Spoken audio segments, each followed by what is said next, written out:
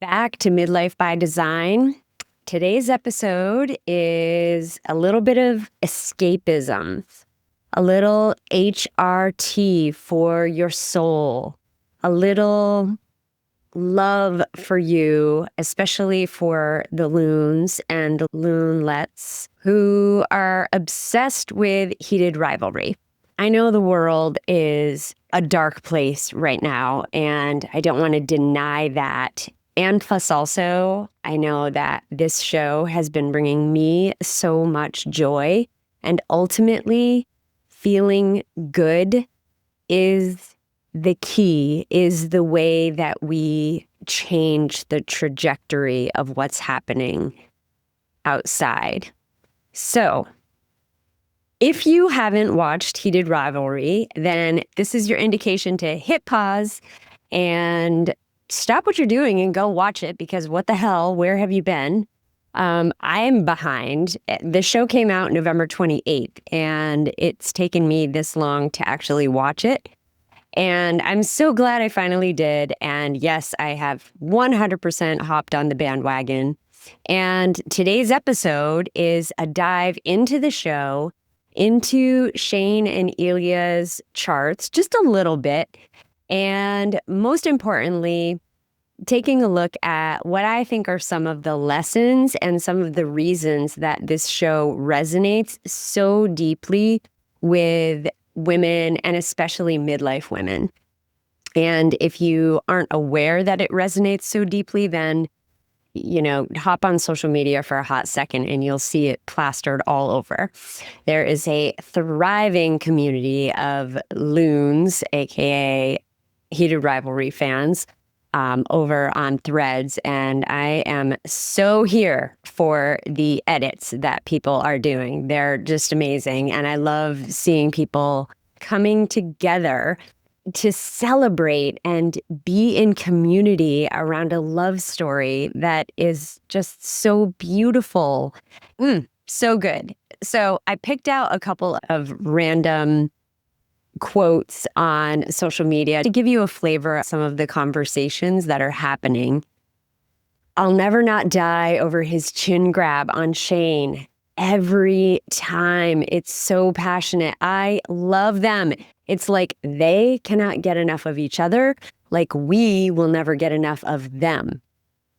Yes, yes, yes. We will never get enough of them.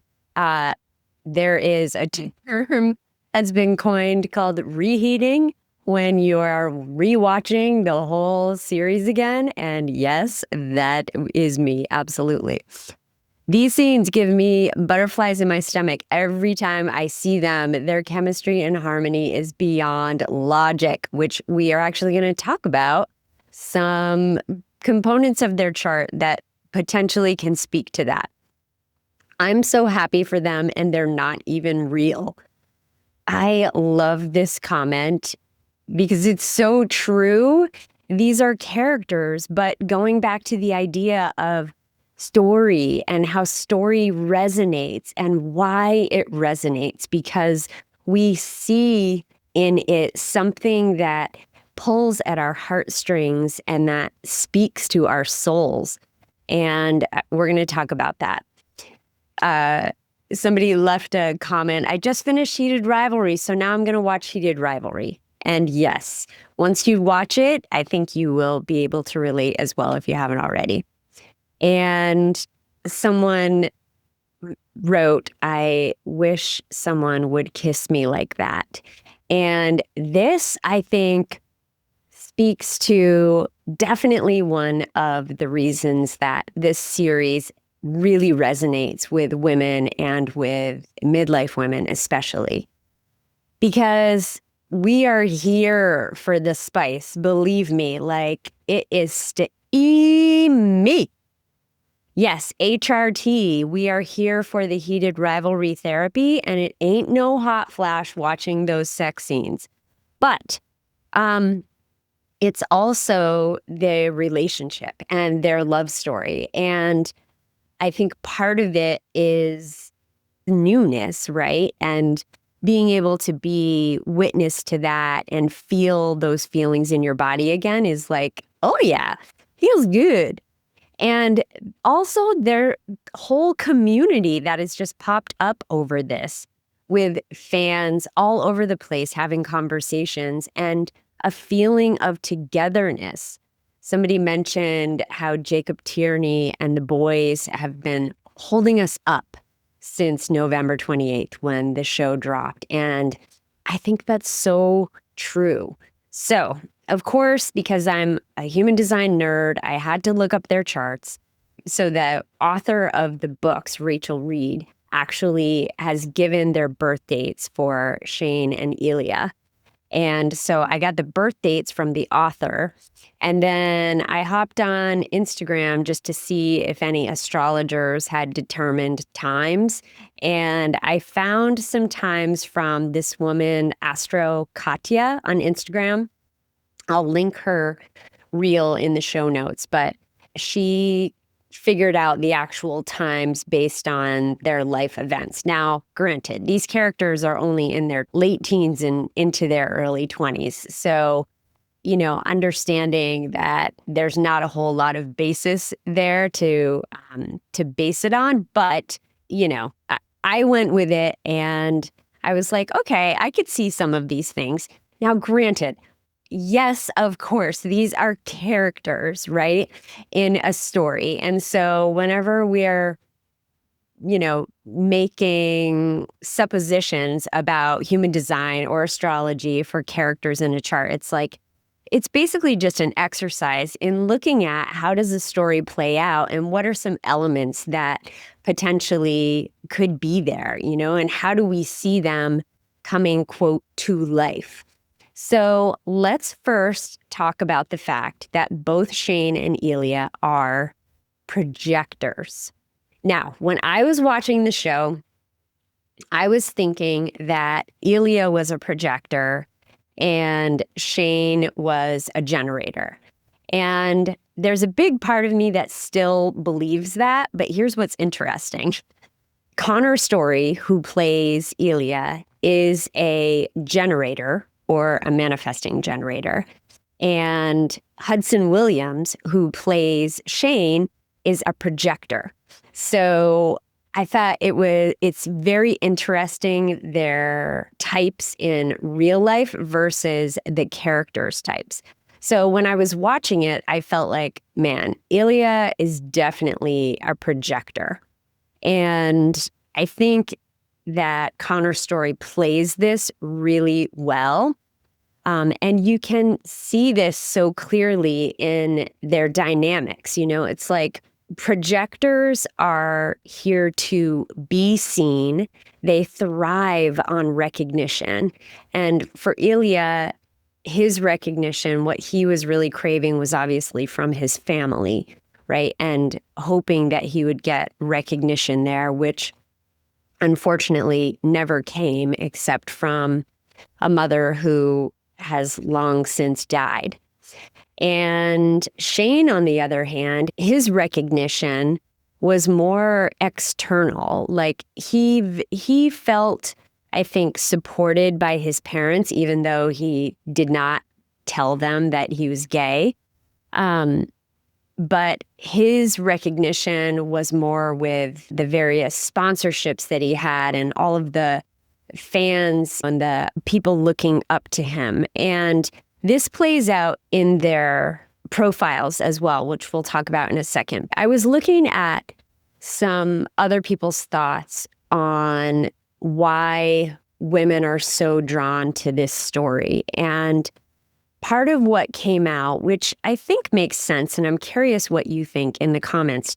If you're watching on YouTube, drop what you think in the comments below. And if not, send me a DM.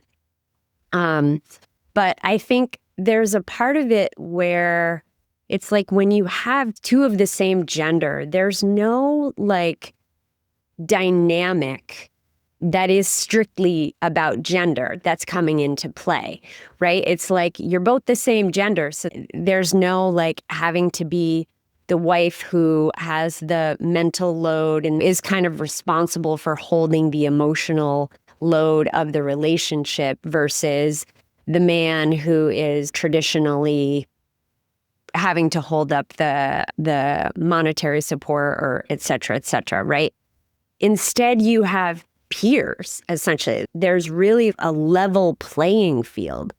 And I think that is attractive to women, because no matter how successful women are, for the most part, I recognize that these are stereotypes that I'm talking in right now. But for the most part, it's like it is more challenging for us to make as much money financially, for example, than it is for men, just because of the way we've built our patriarchal society, right? So these two projectors who are the same gender coming together, it's like their ability to see each other is on a level playing field, and it's so deep. I think that is one of the components of the show that really resonates with me, is how they see each other and how they see and accept one another as well. So in here for us, or at least a wondering that we can pull out, is where do you not feel like you are being recognized or being seen in your partnership? And how can you, set a standard for yourself where that's no longer acceptable? How can you create invitations for recognition? How can you ask for recognition when you want it? And if there is an imbalance in some way in terms of your partnership, how can you level the playing field a bit more? Okay, let's talk about their profiles. So Shane is a 1/4 emotional projector. And I think that his character really speaks to the burden of the good girl that so many women carry, which is so clear, right? He's trying to do everything right all the time. He's hyper aware of how people are viewing him and, trying to keep in line. And he's always worried about being seen with Ilya, like pulling him into the door really quickly or having to stand out in the hall and wait to come in. It freaks him out. And in the final episode, he's just thinking about them coming out together and all of the mess that could potentially cause, especially with all of his sponsorships and what his people might think of him, right? And with that 4 line, that is important. It's like you are deeply influential, and that is a big responsibility because your people are your people. So what they think matters. And he's a 1/4, which is foundational, right? We see so much of this foundational need in Shane, I think, both emotionally and in the life that he builds for himself. He invests in real estate, building foundations for himself. So I think that 1/4 I think that's an accurate profile for Shane Hollander. And I think for us as midlife women, it's an invitation to consider, like, okay, where might we still be performing for our people or performing for our communities, doing what we feel other people expect of us. Shane has an emotional authority, and according to the chart that I pulled, he has the 1949 wave, which, if you're familiar with human design, probably won't surprise you because he is so super sensitive. He's such a sensitive soul. He feels everything. And then Shane's chart also has an open heart and an open spleen and an undefined sacral and G center. So, this battle with the identity, like, who am I really? What direction do I take here? Do I try with girls? Like, what might that be like? I don't know. It doesn't really do it for me. And I think that for us, some of the lessons here are, I'm kind of going all over the place with his chart, but the lessons that I'm pulling out with Shane are definitely around what kind of foundations have you built for yourself over the decades, and do they still fit for you? Do they still feel like your most authentic self? And if not, is there a way that you can start even just allowing yourself to consider what it might look like to not have that same foundation that you've built and instead build something else? Not to say that you don't need a foundation, especially if you're like a 1-4, but if if the one that you have right now isn't working for you, what might be in its place someday? I also wanted to circle back around to the fact that with this emotional authority, it makes so much sense how his evolution of realization with what this relationship means to him, how that came about, and how long it took, right? And he was attached to Ilya before Ilya allowed himself to become attached. And I think that also it took him a while. He's still like in the tuna melt scene, like he freaks out. He realizes that, wow, I've been wanting this so badly, and now it looks like it might be possible. And oh shit, what does that actually mean for me? And so, he backs away. And the time that it takes sometimes for the emotional wave is so clear in this character. It's like sometimes it takes fucking years to figure out what you really want. Okay, let's talk about Ilya. So Ilya is a 1-3 mental projector, which is crazy to me. I think that's amazing. So the process of making decisions for a mental projector is talking it out. And I just love this scene. I mean, this scene is just chef's kiss for Connor's story. When he's in Russia for his father has just passed away, and he calls Shane, and they have a conversation on the phone, and he's having a hard time with English. So Shane says, well, just tell me in Russian.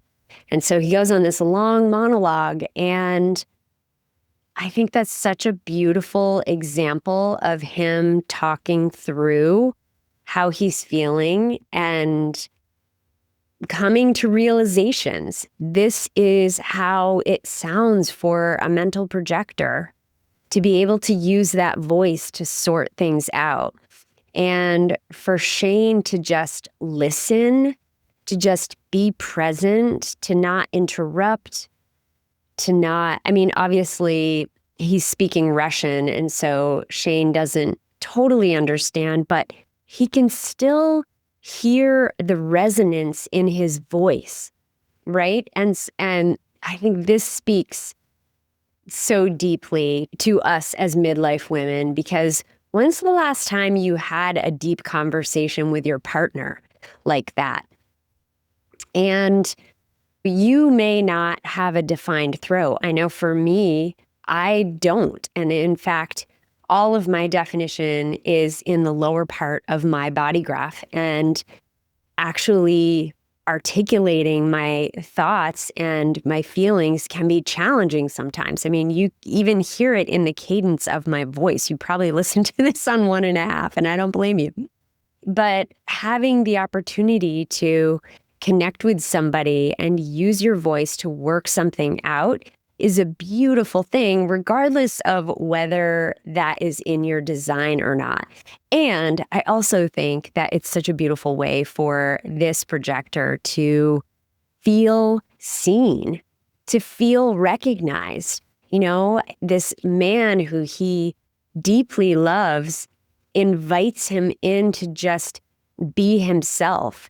And that, I think, is at the heart of what resonates so deeply with women. Just being seen for exactly who you are and accepted for exactly who you are and invited to be that. Another thing about Ilya is he's a 1-3. So whereas he needs that same foundation that Shane needs with the one lines, and it's also probably why they're such experts at what they do.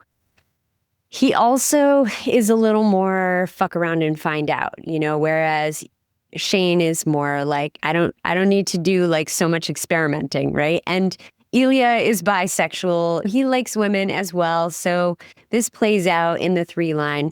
He also doesn't really give a fuck about what other people think so much. I mean, he's not eager to come out either. However, I think it's very clear in the way that he generally behaves that he just doesn't really care if people like him the same way that Shane cares.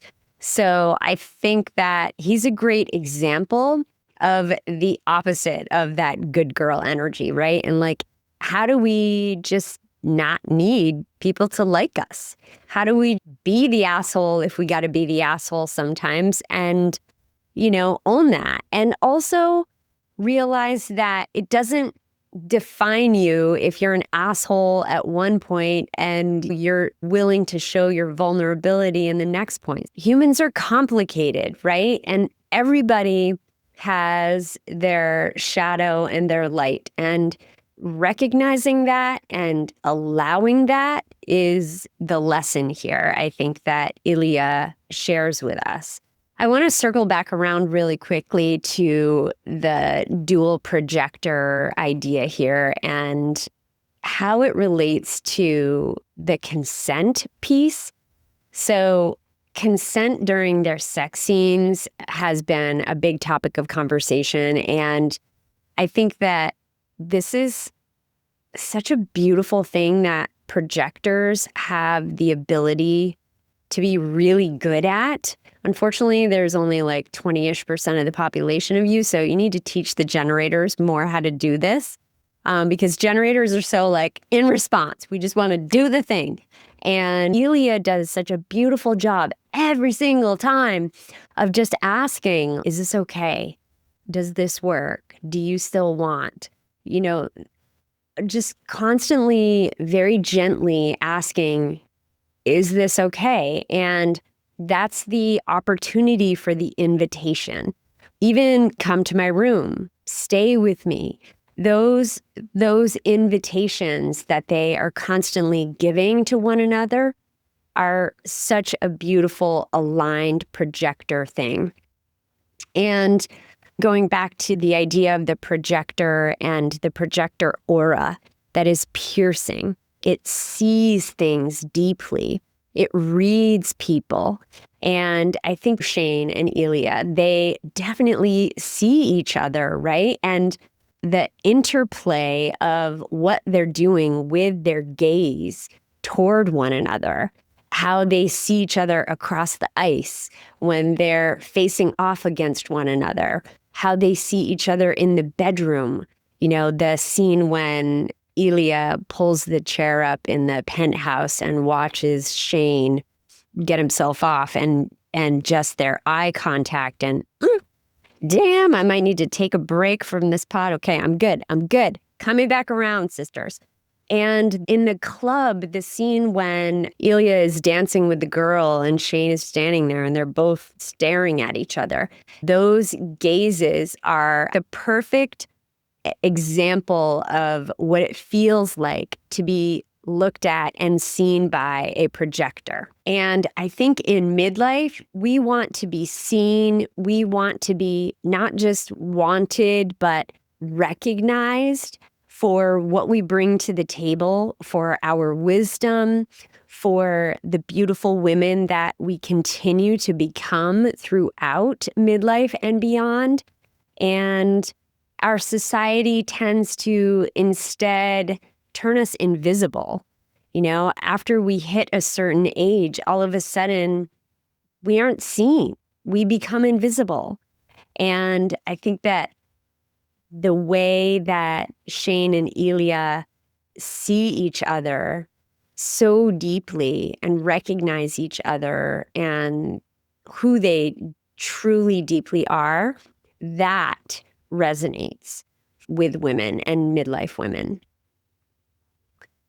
And the last thing that I want to talk about is this idea of their secrecy and how their relationship takes years to develop, and clearly they're still connected. Even though they're not talking every day, they stay connected. There's always this through line. And I think Shane, as I mentioned earlier with that emotional authority, it takes him a while to come back around to how he's actually feeling. And, when things start to shift into being more than just lovers, what does that actually mean? And as a mental projector with Ilya, I think it also takes a while to sort it out and discover, how am I actually feeling? And I think that this is potentially attractive to us as women because it's not so much that it's the secret, it's more that they are able to let this unfold and develop without having to explain it to anyone else yet. Obviously, when his dad comes to the cottage and finds out, it's like, yeah, okay. They choose to do some explaining. However, at that point, they're so deeply in love and they know clearly how they feel about one another. And so it doesn't have to play out in public. And I think that the lesson that we can take from this is in midlife, we have so many potential pivots, so many pivot points, so many invitations where we can choose a different path. And what I want to suggest here is you can consider some of those things behind closed doors. The things that you're thinking about don't have to be public until you really feel it's time. So you don't have to announce a new business idea or the fact that you are thinking about getting divorced or this new identity that you're putting on until you feel comfortable in it, until you feel like it is anchored into your soul and it is an expression that you want to share with the world. Okay, I could talk about heated rivalry forever, and I would love to hear what you all think, especially as midlife women. What are you feeling about this show? Are you watching it with your partner? Are you not? I am not. Are you obsessed with it like I am? Tell me all the things I want to hear. And if you are desiring feeling deeply seen, then that's exactly what a human design reading does. I get to look at your chart and reflect for you all of your genius and all of your shadows and explain like, okay, this is what's going on and how can you take this for a spin? How can you start to play with it so it can help you determine your next steps in midlife? So I've been releasing readings in my email. So get on my email list and you'll get information about those. And thanks so much for listening. I'm going to send you off with a wish for the strength to let go of what no longer serves you and joy to fill your days and clarity to be who you came here to be.